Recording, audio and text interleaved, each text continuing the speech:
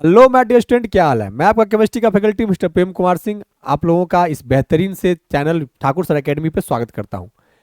आज हम लोग यहाँ पे क्या करने वाले हैं बच्चे, हम लोग सेमेस्टर 2 का जो एमजेसी 2 है उसके पेपर को हम लोग क्या करने वाले हैं, डिस्कशन करने वाले हैं। उसके सिलेबस को हम लोग डिस्कस करने वाले हैं। एमजेसी 2 समझ में आ गया होगा आप सभी लोगों को। एमजेसी 2 का मतलब हुआ major core course. Major core course यानी कि एमजेसी 2 का मतलब मेजर कोर कोर्स 2। इसकी जो सिलेबस है आज हम लोग यहाँ पे क्या करने वाले उसे डिस्कस करने वाले हैं। ठीक, इस सिलेबस को डिस्कस करने से पहले मैं आपको इस ठाकुर सर एकेडमी ऐप के बारे में थोड़ी सी कुछ बातें बताना चाहूंगा। आप लोग यहाँ पे जरा ढंग से सुनना, गौर से सुनना। देखो, एक्चुअली मैं आपको ये ठाकुर सर एकेडमी ऐप आप जाओ गूगल प्ले स्टोर से जाके डाउनलोड कर लो। और आप भले बीएससी के स्टूडेंट हो, लेकिन इस चैनल पे, इस प्लेटफॉर्म पे केवल बीएससी की ही नहीं बल्कि बच्चे इस प्लेटफॉर्म पे आपको 11th 12th की भी प्रिपरेशन करवाई जाती है। और बीएससी का एमजेसी और एमआईसी दोनों पेपर की यहाँ पे प्रिपरेशन करवाई जाती है। इस ऐप का, इस प्लेटफॉर्म का जो सबसे बड़ी खासियत यह है, देखो इसमें आपको लाइव प्लस रिकॉर्डेड कोर्सेज यहाँ पे प्रोवाइडेड करवाए जाते हैं। आपको लाइव कोर्स भी यहाँ पे दिए जाएंगे और आपको रिकॉर्डेड कोर्स भी यहाँ पे दिए जाएंगे। उससे पहले सपोज करो आपने बीएससी में एमजेसी 2 का कोई कोर्स परचेज किया, सेमेस्टर 2 का मान लो आपने कोर्स परचेज किया, तो आपको डायरेक्ट वो कोर्स परचेज करने से पहले आपको वहां पे एक डेमो क्लास के तौर पे एक डेमो क्लास आपको अवेलेबल करवाया जाएगा।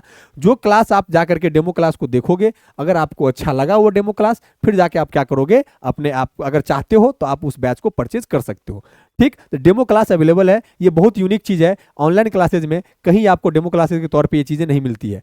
ठीक, उसके बाद अगर मान लो आपके साथ कोई परेशानी है, कोई पर्सनल प्रॉब्लम है इवन, या मान लो आपको कोई पढ़ाई से रिलेटेड कोई जानकारी चाहिए, तो आप अपने एडुकेटर्स यानी कि हमसे या आपके जो भी एडुकेटर हैं उन सभी लोगों से आप क्या कर सकते हो, चैट कर सकते हो। और जो भी कोर्स में आपको लाइव हम रिकॉर्डेड वीडियो प्रोवाइड करवाया जाएगा उसका फ्री पीडीएफ भी आपको यहाँ पे दिया जाएगा। साथ ही साथ एक स्टार मार्क है, यहाँ पे आपको बुक मिलेंगे, पीवाईक्यू कोर्सेज दिए जाएंगे और यूट्यूब पे भी आपको कोर्सेज प्रोवाइड करवाए जाएंगे। ये सारी सुविधाएं ठाकुर सर एकेडमी ऐप का आपको मिलने वाला है। और बच्चा, अगर आप इस हमारे साथ जुड़ना चाहते हो, आप किसी कोर्स को परचेज करना चाहते हो, तो ये हमारा हेल्पलाइन नंबर है 9155545177। आप इस पे कॉल करके जानकारी लेना चाहते हो जानकारी ले सकते हो। ये आपका, अगर आपको ये Thakur sir academy app download करना है, जाओ गूगल प्ले स्टोर से जाकर के इस ऐप को डाउनलोड करो। और आप यूट्यूब पे भी, हमारा चैनल है ठाकुर सर एकेडमी के नाम से, आप यूट्यूब चैनल भी जाकर के सब्सक्राइब कर लो। और अगर आप वहां पे जो भी जानकारी आपको वहां पे है आप वहां से पढ़ सकते हो, क्योंकि हम लोग यूट्यूब पे भी कुछ ना कुछ पढ़ाने वाले हैं बीएससी से रिलेटेड, और 11 12 से रिलेटेड तो पढ़ाना ही है।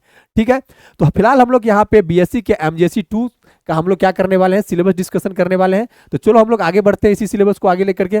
और देखो, एमजेसी 2 में आपको जो आपका मेन कोर्स है वो फिजिकल केमिस्ट्री के अंदर आता है। और उस कोर्स का नाम क्या है बच्चा, states of matter and ionic equilibrium. उस कोर्स का नाम क्या है, states of matter and ionic equilibrium. ये दोनों कोर्सेज आपके, state of matter and ionic equilibrium, ये आपके फिजिकल केमिस्ट्री के अंतर्गत आते हैं। तो फिजिकल केमिस्ट्री में हमको हमारा जो एमजेसी 2 का कोर्स है वो क्या है, states of matter and ionic equilibrium. उससे पहले मैं आपको बताऊं, एमजेसी 2 में आपको केवल एक ही पेपर पढ़ने हैं। कितने, 1 पेपर, एक ही पेपर पढ़ने हैं। और इस एक पेपर का जो टोटल आपको मैं बताऊं, अगर हम बात करें तो एमजेसी 2 में हमें केवल एक पेपर पढ़ने हैं। और उस एक पेपर का जो टोटल वेटेज है वो कितने मार्क्स का है, 100 मार्क्स का होता है। इस 100 मार्क्स में से बच्चे 70 मार्क्स, इसको भी 2 पार्ट्स में क्या किया गया है, डिवाइड किया गया है। 70 मार्क्स आपका थ्योरी का होने वाला है, 70 मार्क्स आपका थ्योरी का, और 30 मार्क्स आपका किसका होने वाला है, 30 मार्क्स आपका प्रैक्टिकल का होने वाला है। तो ये कहानी है। एमजेसी 2 में केवल एक पेपर होंगे, जो पेपर मैंने आपको अभी दिखाया। फिजिकल केमिस्ट्री के अंदर आपका एक ही कोर्स है, state of matters and ionic equilibrium. ठीक, और ये टोटल आपका 100 मार्क्स का होगा। और 100 मार्क्स में से थ्योरी आपका 70 मार्क्स का और प्रैक्टिकल आपका 30 मार्क्स का। आपको ये कोर्सेज तो आपको एक दिख रहे हैं, लेकिन इसके अंदर आपके जो एक कोर्सेज हैं, state of matters and ionic equilibrium, इसके अंदर टोटल 4 यूनिट आपको पढ़ने हैं। टोटल 4 यूनिट आपको कवर करने वाले हैं, जिसमें से जो यूनिट नंबर 1 है अपना बच्चा, वो है अपना गैसियस स्टेट। क्या है, गैसियस स्टेट। ये हमारा स्टेट ऑफ मैटर के अंदर जाता है, गैसियस स्टेट। तो हमारा पहला यूनिट यही है, गैसियस स्टेट, जिसमें आपको टॉपिक कौन कौन से कवर करने वाले हैं। देखो यहाँ पे टॉपिक भी आपका पूरे अच्छे से यहाँ पे सिलेबस डिस्कस कर दिया गया है।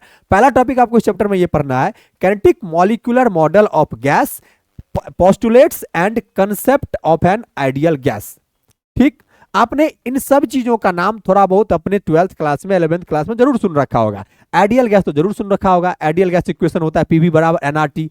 तो वही आइडियल गैस का कंसेप्ट हमको यहाँ पे जानना है, काइनेटिक मॉलिक्यूलर मॉडल हमें जानना है, और गैस के और उनके काइनेटिक मॉलिक्यूलर मॉडल जो हमारे हैं गैस के, उनके पोस्टुलेट्स के बारे में हमें जानने हैं। पोस्टुलेट समझते हो ना क्या होता है? पोस्टुलेट होता है कि उनके बारे में कौन कौन से टॉपिक, कौन कौन सी चीजें हमें जानने हैं, कुल मिला के बोले तो उनके ऊपर जो भी स्टेटमेंट है उन सभी को हमें जानने हैं। किसके ऊपर में? Kinetic molecular model of gas के रिलेटेड, ठीक। और साथ ही साथ concept of an ideal gas भी हमें पढ़ने हैं। ये पहला टॉपिक हमें पढ़ना है हमारे यूनिट 1 गैसियस स्टेट के अंदर में। दूसरा टॉपिक जो हमें पढ़ना है वो है derivation of the kinetic gas equation and various gas law. बहुत सारे गैस लॉ के बारे में हमें पढ़ना है, जैसे कि हमारा चार्ल्स लॉ है, बॉयल्स लॉ है, इन सारे बहुत सारे गैसियस लॉ के बारे में पढ़ना है। साथ ही साथ हमको काइनेटिक गैस इक्वेशन का डेरिवेशन हमें पढ़ना है, जो हमारा टॉपिक 2 होने वाला है यूनिट 1 का। तीसरा, Maxwell's distribution of molecular velocities and it's use in evaluating different types of molecular velocities, most probable velocity. ये अपना तीसरा टॉपिक होने वाला है, जिसमें हमें Maxwell distribution of molecular velocities and it's use in evaluating different types of molecular velocities, जिनको most probable velocity के बारे में जानना है। जो हमारा उसका अगला टॉपिक हमें पढ़ना है एवरेज या मीन वेलोसिटी। एवरेज वेलोसिटी जानते होंगे आप लोग, जूनियर क्लास में ही पढ़े होंगे, उन्हीं का डिटेल्ड वर्जन हमको यहाँ पे पढ़ना है। फिर हमें पढ़ना है, बात करना है root mean square, RMS velocity के बारे में। बहुत मस्त टॉपिक है RMS velocity, root mean square, ये कुछ टॉपिक है। अगर हम लोग इसमें और टॉपिक की बात करें तो एवरेज काइनेटिक एनर्जी के बारे में पढ़ना है, ठीक। उसके बाद relationship between various molecular velocities, relationship between various molecular velocities के बारे में हमें यहां पढ़ना है। Relationship between various molecular velocities के बारे में पढ़ना है। Then law of equipartition of energy, law of equipartition of energy के बारे में हमें जानना है। फिर degree of freedom and molecular basis of heat capacities. आपने डिग्री ऑफ फ्रीडम के बारे में पढ़ा होगा, फिजिक्स में ही पढ़ा होगा, 11th के केमिस्ट्री में ही पढ़ा होगा आपने, थर्मोडायनामिक्स चैप्टर में। तो उसी का हमको यहाँ पे डिटेल वर्जन पढ़ना है, degree of freedom and molecular basis of heat capacities, ठीक। उसके बाद हमको विस्कोसिटी ऑफ गैसेज, विस्कोसिटी मतलब कि कोई गैस कितने ज्यादा डेंस हो सकते हैं, कितने कम डेंस होंगे, उनके बारे में हमें पढ़ना है विस्कोसिटी ऑफ गैसेज के अंदर में। फिर coefficient viscosity and it's dependence on temperature and pressure, मतलब जो विस्कोसिटी है गैसेस का, उसके कोएफिशिएंट क्या है और उनकी डिपेंडेंसी कैसे होती है। जो भी किसी गैस का जो विस्कोसिटी होता है ना, उसका डिपेंडेंस टेम्परेचर चेंज करने, यानी टेम्परेचर के ऊपर में किस प्रकार से होता है और प्रेशर के ऊपर में किस प्रकार से होता है, उसके बारे में हमें पढ़ना है। यानी कि मैं यूं कुल मिला के ये बोलूं कि अगर किसी गैस का विस्कोसिटी है तो वो टेम्परेचर चेंज करने पे कैसे चेंज होगा, प्रेशर चेंज करने पे कैसे चेंज होगा, उसके बारे में हमें इस टॉपिक में पढ़ना है। देन हमें डिस्कस करनी है कोलाइजन फ्रीक्वेंसी के बारे में। देन हमें किसकी डिस्कशन करनी है? कोलाइजन फ्रीक्वेंसी के बारे में हमें डिस्कशन करनी है। कोलाइजन फ्रीक्वेंसी के बाद collision diameter and mean free path के बारे में हमें जानना है।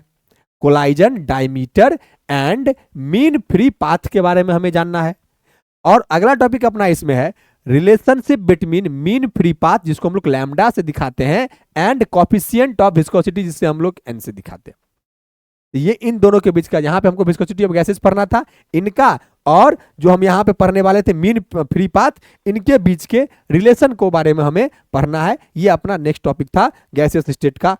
और सबसे लास्ट टॉपिक, और उसके बाद भी कुछ बातें हैं, उसके बाद जो हमें पढ़ने इस चैप्टर में, वो पढ़ने हैं कैलकुलेशन ऑफ कोलाइजन डायमीटर, जिसको हम लोग सिग्मा से दिखाते हैं, from coefficient of viscosity, from coefficient of viscosity, ठीक।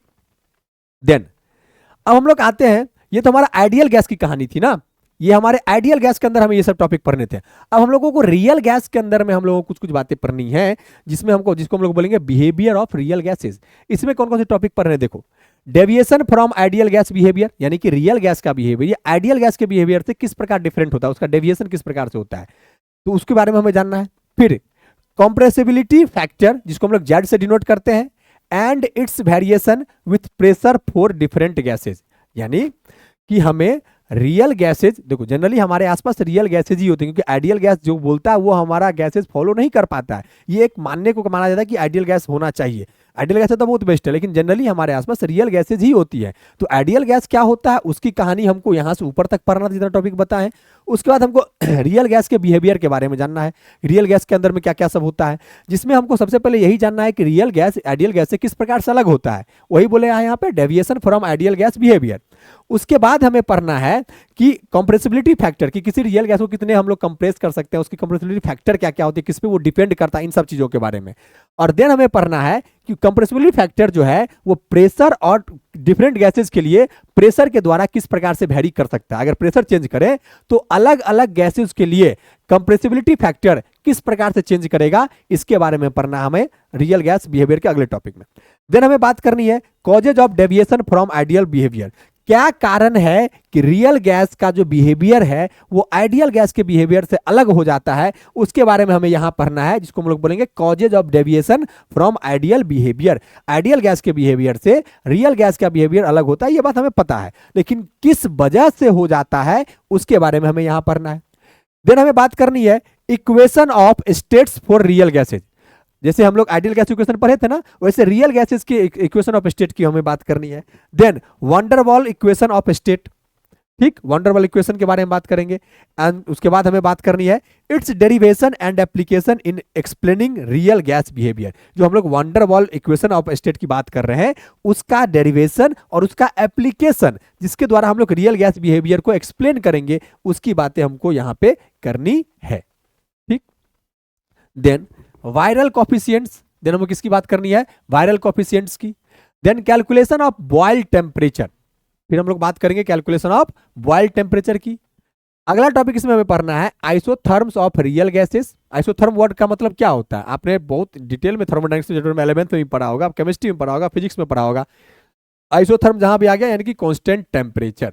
आइसोथर्म मतलब कांस्टेंट टेम्परेचर। तो isotherm of real gases and their comparison with Van der Waals isotherms, ठीक। अगला टॉपिक इसमें पढ़ना है कंटिन्यूटी ऑफ स्टेट्स।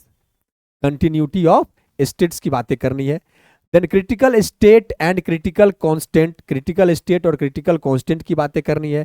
लास्ट में हमें अगला टॉपिक में हमें बात करना है relation between critical constant and van der Waals constant. यहां हम लोग पढ़ने वाले थे ना वंडरवॉल कांस्टेंट के बारे में, पीछे जो बताए थे, उस वंडरवॉल कांस्टेंट और जो हमारा क्रिटिकल कांस्टेंट है, इनके बीच का रिलेशन क्या है, उसकी बातें हमें इस टॉपिक में करनी है, ठीक। और फिर law of corresponding states, law of corresponding state. आपको देख के लगा होगा ये केवल 1 यूनिट है, लेकिन इस 1 यूनिट के अंदर देखो आपको टॉपिक कितने पढ़ने हैं। छोटे छोटे टॉपिक अगर देखा जाए तो कम से कम आपके पास 40-30 के आसपास टॉपिक हो जाते हैं इस एक चैप्टर में, जो केवल यूनिट 1 में जो हमारा गैसियस स्टेट का था, जो स्टेट ऑफ मैटर के अंदर आता है, ठीक। फिर इसी स्टेट ऑफ मैटर के अंदर में जो हमारा यूनिट नंबर 2 बनता है, जिसमें हम लोग को पढ़ने हैं लिक्विड स्टेट के बारे में। यहां से छोटे छोटे टॉपिक है, ये यूनिट ज्यादा बड़े नहीं है, इसमें 4-5 टॉपिक ही आपको डिस्कस करने हैं लिक्विड स्टेट में। लिक्विड स्टेट में जो सबसे पहले आपको डिस्कस करना है ना, जो हमारा यूनिट 2 बनेगा, ये स्टेट ऑफ मैटर के अंदर ही जाता है, हमारा स्टेट ऑफ मैटर के अंदर ही जाता है जो लिक्विड स्टेट। इसमें हमको सबसे पहले डिस्कस करना है qualitative treatment of the structure of the liquid state, इसी लिक्विड स्टेट का qualitative treatment. Then physical properties of liquids, vapour pressure, surface tension and coefficient of viscosity and their determination. यानी जो आपका लिक्विड है, physical properties of liquid के बारे में जानना है, इतना तो आप लोग जानते भी होंगे थोड़ी बहुत। फिर वेपर प्रेशर के बारे में जानना, जो आपने 12th के सॉल्यूशन चैप्टर में भी पढ़ा होगा, हालांकि मैं यहां भी डिस्कस करूंगा डिटेल में। सरफेस टेंशन के बारे में बहुत अच्छे से आप लोग जानते होंगे। एंड कोफिशिएंट ऑफ विस्कोसिटी, जो अभी मैंने गैसेस स्टेट में भी बताया था, कोफिशिएंट ऑफ विस्कोसिटी के बारे में, वो यहां पढ़ना है। एंड देयर डिटर्मिनेशन, यानी कि ये सारी बातें आपको लिक्विड स्टेट में सेकंड टॉपिक में पढ़ने हैं।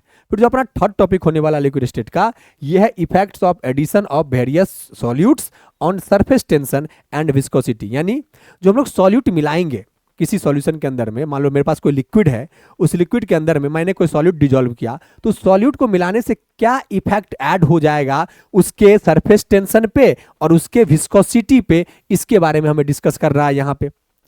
देन हमें डिस्कस करना है explanation of cleansing action of detergent. आपने सोप का क्लींजिंग एक्शन पढ़ा होगा कहाँ पे, 12th में अपने।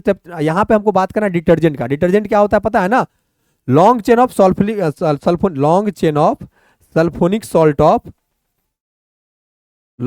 Sulphonic salt of carboxylic acid. ये अपना क्या होता है, ये अपना होता है detergent, long chain of sulphonic salt of carboxylic acid. तो इसका काम क्या होता है, क्लींजिंग एक्शन का काम होता है सोप की तरह। तो ये किस प्रकार से क्लीन करता है, इसके क्लींजिंग एक्शन के बारे में हमें यहां पढ़ना है। देन हमें किसकी बातें करनी है, temperature variation of viscosity of liquid and comparison with that of gases. यानी कि टेम्परेचर पे लिक्विड का विस्कोसिटी कैसे चेंज होता है, वैरी करता है वो, और गैस के रिस्पेक्ट में टेम्परेचर के, गैस के अंदर भी विस्कोसिटी ऑफ गैस पढ़ना था, विस्कोसिटी ऑफ लिक्विड भी पढ़ना है। तो जो टेम्परेचर के द्वारा जो विस्कोसिटी ऑफ लिक्विड में वेरिएशन आता है वो उसके बारे में पढ़ना है, और वो गैस के विस्कोसिटी से किस प्रकार से डिफरेंट है उनके बारे में हमें यहां पे बातें करनी है। तो ये था अपना यूनिट 2 लिक्विड स्टेट के अंदर में पढ़ने वाले इतने टॉपिक।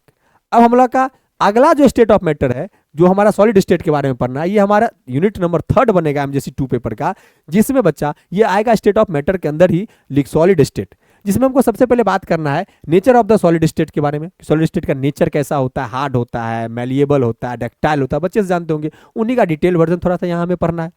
फिर हमें बात करना है law of consistency of interfacial angles. जैसे आपको कोई भी सॉलिड के अंदर जो इंटरफेस होता है, जैसे मान लो अपने पास ये क्यूबिकल सॉलिड है, तो ये जो इनका इंटरफेस बनेगा, इन इंटरफेस के एंगल के बारे में हमको यहाँ पे क्या करना है, डिस्कस करना है, वही बात यहाँ बोल रहा है। Then law of rational indices, law of rational indices, Miller indices, elementary ideas of symmetry, इनके बारे में यहाँ डिस्कस करना है। आपको पता है कि सॉलिड कोई कितना अच्छा होता है ये उसके सिमेट्री से भी पता चलता है। यानी कि सिमेट्री मतलब, अब सिमेट्री जानते होंगे ना, किसी चीज को इस प्रकार से काटा जाए कि वो 2 बराबर भागों में बढ़ जाए तो बोलेंगे फिगर तुम्हारा सिमेट्रिकल है। अगर 2 बराबर भागों में नहीं बांट सकते हैं तो उसको बोलेंगे फिगर तुम्हारा अनसिमेट्रिकल है। और जो सॉलिड जितना अच्छा सिमेट्रिकल होता है वो उतना अच्छा सॉलिड बना जाता है। तो उन्हीं के बारे में हमको यहाँ पे जानना है। देन हमें बात करना है symmetry elements and symmetry operation. ठीक, कि सिमेट्री पता कैसे लगाएंगे कि भाई ये सॉलिड तुम्हारा सिमेट्री है, तो जिसके एलिमेंट के द्वारा पता लगाएंगे उसी को बोलेंगे सिमेट्री एलिमेंट। तो उनके बारे में यहां जानना है। फिर हमें बात करना है qualitative idea of point and space groups. ठीक, फिर हमारे पास 7 प्रकार के क्रिस्टल सिस्टम होते हैं, 7 क्रिस्टल सिस्टम होते हैं, जिनमें टोटल 14 ब्रेविस लैटिस पाए जाते हैं। 7 क्रिस्टल सिस्टम में कौन कौन होता है, जैसे आपका ऑर्थोरोम्बिक हो गया, मोनोक्लिनिक हो गया आपका, फिर क्यूबिकल हो गया आपका, फिर आपका हेक्सागोनल हो गया आपका। इस प्रकार से टोटल 7 क्रिस्टल सिस्टम होते हैं, और उनके अंदर में टोटल 14 ब्रेविस लैटिस हो जाते हैं, जिनके बारे में हमें पढ़ना है। फिर हमको पढ़ना है एक्स रे डिफ्रैक्शन के बारे में और ब्रैग्स लॉ के बारे में हमें पढ़ना है। ये इतने टॉपिक हमें पढ़ने हैं सॉलिड स्टेट के अंदर में। तो ये अपना 3 यूनिट खत्म होता है। अब हमारा जो आखिरी यूनिट है हमारा एमजीसी 2 का है, उससे पहले हाँ 2 पॉइंट इसमें अभी और देख लेते हैं। देखो ये कि a simple account of rotating crystal method and powder pattern method, यानी कि, और हमें क्या पढ़ना है इसमें कि a simple account of rotating crystal method and powder pattern method. और लास्ट टॉपिक जो इसमें हमें पढ़ना है analysis of powder diffraction patterns of NaCl, CsCl, KCl, यानी कि सोडियम क्लोराइड, सीजियम क्लोराइड और पोटेशियम क्लोराइड का जो डिफ्रैक्शन पैटर्न पे analysis of powder diffraction pattern को हमको इन तीनों के अंदर में पढ़ना है। किन के अंदर में, NaCl, CsCl और KCl के अंदर में। क्लियर, चलो। तो ये हमारा जो पहला जो हमारा पेपर था, जो हमारा कोर्स था state of matter and ionic equilibrium, उसमें स्टेट ऑफ मैटर के अंदर में ये 3 टॉपिक हमें पढ़ने थे। अब हम लोग बात करेंगे आयनिक इक्विलिब्रियम का, जो हमारा आखिरी यूनिट होने वाला है, जो यूनिट नंबर 4 होने वाला है, जिसका नाम है आयनिक इक्विलिब्रिया। इसका नाम क्या है, आयनिक इक्विलिब्रिया। इसमें हमको सबसे पहला टॉपिक पढ़ना है strong, moderate and weak electrolyte के बारे में। इलेक्ट्रोलाइट तो आप सभी बच्चे जानते होंगे ना। इलेक्ट्रोलाइट क्या होता है बच्चा, इलेक्ट्रोलाइट होता है वैसा सब्सटेंस जो अपने आयन में टूट सके, डिसोसिएट इनटू आयंस। अब उसमें से जो अपने आयन में बहुत अच्छे से टूट जाएगा उसको स्ट्रांग बोलेंगे, जो मिडिल अमाउंट में टूटेगा उसको मॉडरेट बोलेंगे, जो बहुत कम टूटेगा उससे हम लोग क्या बोलेंगे, वीक बोलेंगे। तो इन्हीं तीनों का डिटेल वर्जन हमें यहाँ पढ़ना है। फिर हमें पढ़ना है डिग्री ऑफ आयनाइजेशन, मतलब कि कोई भी इलेक्ट्रोलाइट का कितना % आयनाइज हो रहा है उसे बोलते हैं हम लोग डिग्री ऑफ आयनाइजेशन। उनके बारे में हमें यहाँ पे पढ़ना है डिग्री ऑफ आयनाइजेशन में। फिर जो हमें पढ़ना है वो पढ़ना है कि कौन कौन से ऐसे फैक्टर हैं जो डिग्री ऑफ आयनाइजेशन को अफेक्ट करते हैं। जैसे मान लो मेरे पास कोई इलेक्ट्रोलाइट था, अब ये बहुत अच्छे से टूट रहा था, यानी कि उसका डिग्री ऑफ आयनाइजेशन मान लो 60% था, 70% था। तुमने कुछ ऐसा इसमें चेंजिंग ला दिया जिससे उसका डिग्री ऑफ आयनाइजेशन या तो बढ़ गया या तो घट गया। तो जिसके वजह से घटा या बढ़ा, तो यानी कि वो फैक्टर ऐसा हो गया जो, यानी कि हम बोलेंगे कि ये जो चीज़ है तो वो अफेक्ट कर रहा है डिग्री ऑफ आयनाइजेशन को। तो जो चीज़ डिग्री ऑफ आयनाइजेशन को अफेक्ट करने वाला है उन्हीं को हम लोग बोलेंगे factor affecting degree of ionization, और उसी के बारे में हमें यहाँ पे पढ़ना है। डन।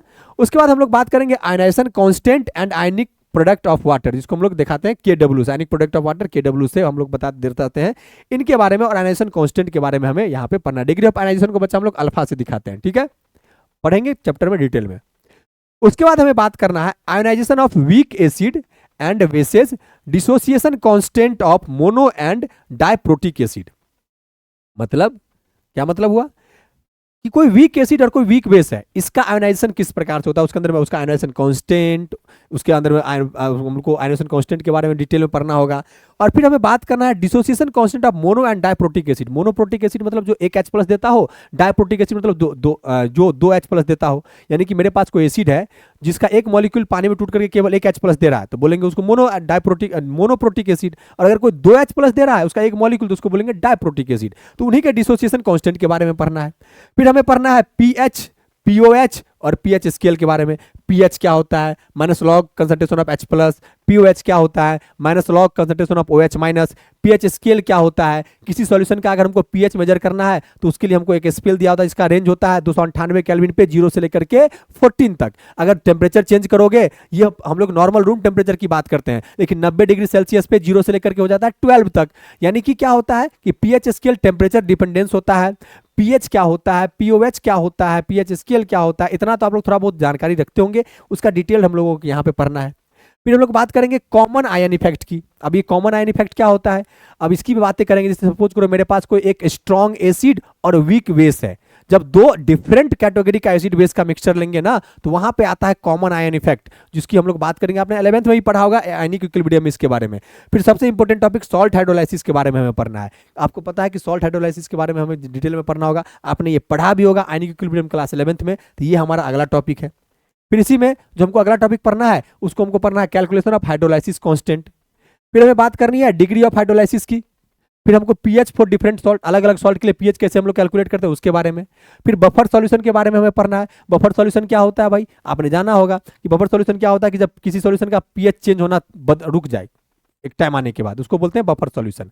फिर हमें बात करना है derivation of Henderson equation and its application. Henderson equation का डेरिवेशन कैसे किया जाएगा और उसका एप्लीकेशन क्या है उसके बारे में हमें जानना है। फिर हमें बात करना है solubility product of sparingly soluble salt. Sparingly soluble salt का मतलब होता है जो सॉल्ट बहुत कम घुलता हो किसी सॉल्वेंट के अंदर में, मतलब बहुत कम घुलने वाले सॉल्ट को बोला जाता है स्प्रेंगली सॉल्युबल सॉल्ट। तो उनकी सॉल्युबिलिटी प्रोडक्ट यानी कि KH कैसे निकालेंगे उसके बारे में हमें पढ़ना है।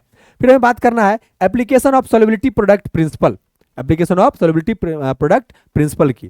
फिर हमें बात करनी है qualitative retreatment of acid based titration curves. अब टाइट्रेशन समझ रहे होंगे, टाइट्रेशन पढ़े होंगे आप लोग 11th 12th में, रिडॉक्स रिएक्शन में पढ़े होंगे टाइट्रेशन आप लोग डिटेल में। अगर नहीं पढ़े हो तो यहाँ बात करेंगे टाइट्रेशन कर्व एक्चुअली या तो इस प्रकार से होता है या तो इस प्रकार से होता है। टाइट्रेशन कर्व्स की हम लोग बात करेंगे वहाँ पर जब आएंगे। तो qualitative treatment of acid based titration curves, जिसके अंदर हमको पढ़ना है calculation of pH at various stage, मतलब किसी सॉल्यूशन का पीएच अलग अलग स्टेज पे किस प्रकार से चेंज होगा वही बताता है हमको टाइट्रेशन कर्व्स। तो उसके बारे में हमें जानना है यहाँ पे। फिर theory of acid base indicators. Acid base indicator का थ्योरी क्या है कि किसी एसिड को पहचानना है। एसिड बेस इंडिकेटर क्या होता है, वैसा सब्सटेंस जो कोई सॉल्यूशन, मान लो मेरे पास एसिड है, कोई सॉल्यूशन मेरे पास बेस है, हम नहीं जानते हैं कौन एसिड है कौन बेस है, लेकिन हमको पता लगाना है कि कौन एसिड कौन बेस। तो उसके लिए हम ऐसा सब्सटेंस यूज करें जो उसमें या तो अपना स्मेल चेंज कर दे या तो अपना कलर चेंज करके हमको बता दे कि ये एसिड था ये बेस था। तो जो सब्सटेंस किसी एसिडिक या बेसिक सॉल्यूशन में अपना कलर या अपना स्मेल चेंज कर देता है उसे हम लोग बोलते हैं एसिड बेस इंडिकेटर। तो उन्हीं के थ्योरी के बारे में हमें यहाँ पे जानना है। फिर हमें बात करना है selection of indicators and their limitation. अब मान लो हमको कोई सॉल्यूशन को चेक करना है कि एसिड है कि बेस है, तो इस बार हमको उसमें कौन सा इंडिकेटर डालना है उसका भी सिलेक्शन करने आना चाहिए, और उस इंडिकेटर की क्या क्या कमी हो सकती है उसकी भी जानकारी हमें होनी चाहिए। तो उनके बारे में पढ़ना है हमें। ठीक है भाई, तो ये था आपका MJC 2 का टोटल सिलेबस जो मैंने यहाँ डिस्कस किया। बहुत जल्द हम लोग मिलेंगे लेक्चर के साथ अपने अगले क्लास में। तब तक आप लोग सिलेबस को एक बार माइंड पे रखना। देखो कोई भी चीज़ को स्टार्ट करने से पहले उसमें है क्या सब, अगर वो पता चल जाता है ना तो पढ़ने में ना मजा आता है, आसान हो जाता है। तो लगेगा कि आपको अब थोड़ा बहुत आगे भी जाके पढ़ सकते हो। अच्छा सर ने ये पढ़ा रखा है, आगे का चलो हम देख लेते हैं एक बार बुक में क्या लिखा हुआ है। फिर जब मैं पढ़ाऊंगा तो आपको थोड़ा बहुत आप पढ़े होंगे तो आपको अच्छे से क्लियर होगा और अच्छे से समझ में आएगा। तो ये बेनिफिट होता है सिलेबस डिस्कस करने का। इसलिए मेरा मकसद ये था कि आज मैं आपके साथ सिलेबस डिस्कस करूँ। फिर जो हमारा लेक्चर है इसको हम लोग स्टार्ट करेंगे, अपने नेक्स्ट लेक्चर में हम लोग मिलेंगे। तब तक के लिए आप लोग अपना खूब ख्याल रखें, खूब मस्त रहे। और हाँ, इस पर जरूर ध्यान देना कि इसमें BSc का MJC MIC दोनों कोर्स चल रहा है, और बच्चा 11th और 12th के लिए भी ये ऐप आपके लिए काम करता है। ये ऐप आपको Google Play Store Thakur Sir Academy app से डाउनलोड कर लेना है। गूगल प्ले स्टोर से जाओ, ठाकुर सर अकेडमी ऐप जाकर डाउनलोड कर लो और इसको थोड़ा सा प्रमोट भी करो। Thank you so much, take care you all, love you all. मिलते हैं अपने लेक्चर में, बाय बाय।